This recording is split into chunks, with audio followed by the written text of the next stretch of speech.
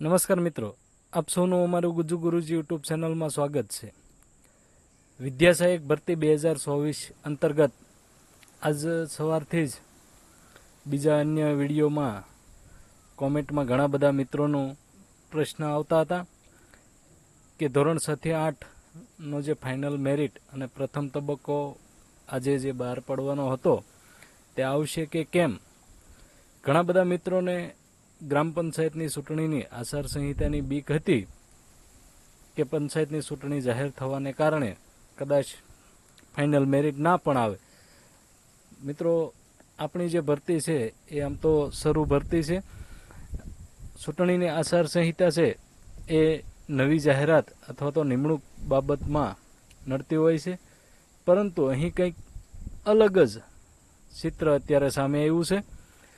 ધોરણ 6 થી 8 ગુજરાતી માધ્યમનું જે ફાઇનલ મેરિટ હતું અને તેમાં જે 6 થી 8માં જ્ઞાન સહાયક મિત્રો હતા તેના માટેની અગત્યની સૂચના રૂપે અત્યારે છે એ ઓફિશિયલી માહિતી આપણી સામે આવી છે, જેના વિશે વાત કરી લઈએ.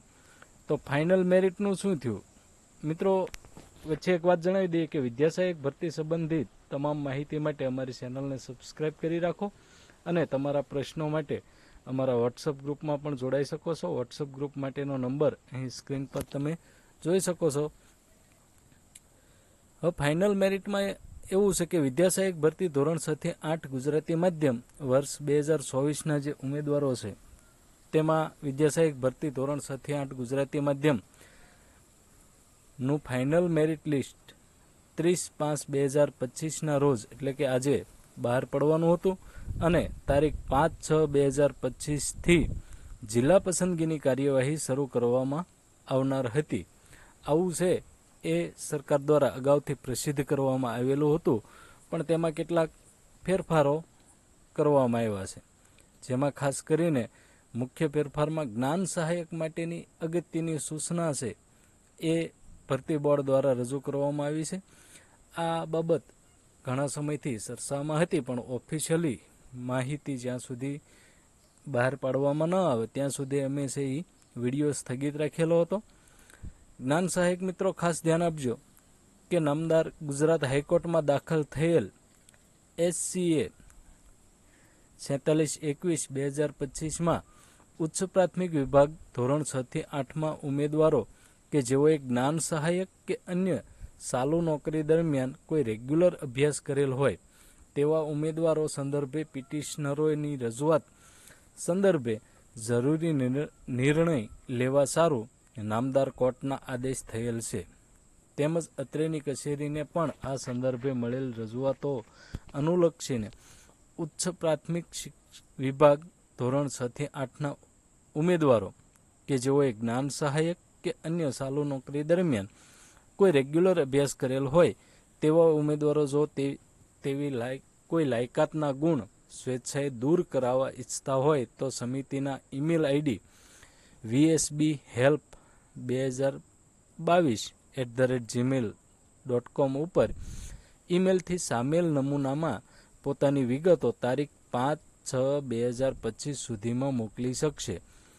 ટૂંકમાં કહીએ તો મિત્રો, તમે જો જ્ઞાન સહાયક તરીકે નોકરી તમારી શરૂ હોય અને એ પહેલાં તમે માનો કે કોઈ કોલેજમાં એડમિશન લીધેલું હોય ને જ્ઞાન સહાયકમાં નોકરી મળી ગઈ હોય તો પાછળથી છે એ તમારો કોર્સ શરૂ હોય રેગ્યુલર અભ્યાસ તરીકેનો અને એના ગુણ તમે વિદ્યા સહાયક ભરતીમાં દાખલ કરેલા હોય તો અત્યારે એવું કહેવામાં આવ્યું છે કે આ ગુણ તમે સ્વેચ્છાએ રદ કરાવી શકો છો. પરંતુ આ સંદર્ભે પાછળથી જ્ઞાન સહાયક કે અન્ય કોઈ ચાલુ નોકરી દરમિયાન કોઈ રેગ્યુલર અભ્યાસ કરેલ હોય તેવી બાબત જે આપણી પસંદગી સમિતિ છે એના ધ્યાન ઉપર આવશે તો નિયમાનુસાર કાયદેસરની કાર્યવાહી કરવામાં આવશે, જેની તમામ ઉમેદવારોએ નોંધ લેવી. એટલે કે તમારી કોઈ પણ એક નોકરી જ્ઞાન સહાયક હોય કે અન્ય કોઈ પણ નોકરી હોય, આ નોકરી દરમિયાન તમે જો કોઈ રેગ્યુલર કોર્સ કર્યો હોય, પછી તે કોલેજ હોય, MA હોય, તો આ કોર્સના માર્ક છે એ અત્યારે તારીખ 5/6/2025 સુધીમાં તમારે છે સ્વેચ્છાએ દૂર કરાવવાના રહેશે. અને મુખ્ય કારણ જે ફાઇનલ મેરિટ લિસ્ટ આજે ના આવ્યું તેનું આ જ છે કે 5 તારીખથી જે પ્રથમ તબક્કો બહાર પાડવામાં આવનાર હતો તેની જગ્યાએ જ્ઞાન સહાયક અથવા તો અન્ય ચાલુ નોકરીવાળા મિત્રોને 5/6/2025 સુધી આ ફોર્મ ભરવાની તક આપવામાં આવેલી છે. તો હવે પછીનો ધોરણ 6 થી 8નો પ્રથમ તબક્કો આવશે ક્યારે? તો એમાં પસંદગી સમિતિ દ્વારા એવું કહેવામાં આવ્યું છે કે ઉચ્ચ પ્રાથમિક વિભાગ ધોરણ 6 થી 8ના ઉમેદવારોનું જિલ્લા પસંદગીની કાર્યવાહી તારીખ 5/6/2025ની જગ્યાએ નિમ્ન પ્રાથમિક એટલે કે ધોરણ 1 થી 5ની અત્યારે જે ભરતી હાલ જિલ્લા પસંદગી ચાલી રહી છે એ પ્રક્રિયા પૂર્ણ થઈ બાદ શરૂ કરવામાં આવશે, જેની દરેક ઉમેદવારોએ નોંધ લેવી. ઉપરોક્ત પ્રક્રિયા પૂર્ણ થયેથી ઉચ્ચ પ્રાથમિક વિભાગ ધોરણ 6 થી 8ની ફાઇનલ મેરિટ યાદી પ્રસિદ્ધ કરવામાં આવશે. 1 થી 5ના કેટલા તબક્કા આવશે, ક્યારે પૂર્ણ થશે, એનો પણ અમારી ચેનલ ઉપર વિડીયો બનાવવામાં આવેલો છે, જે પણ તમે જોઈ શકો છો.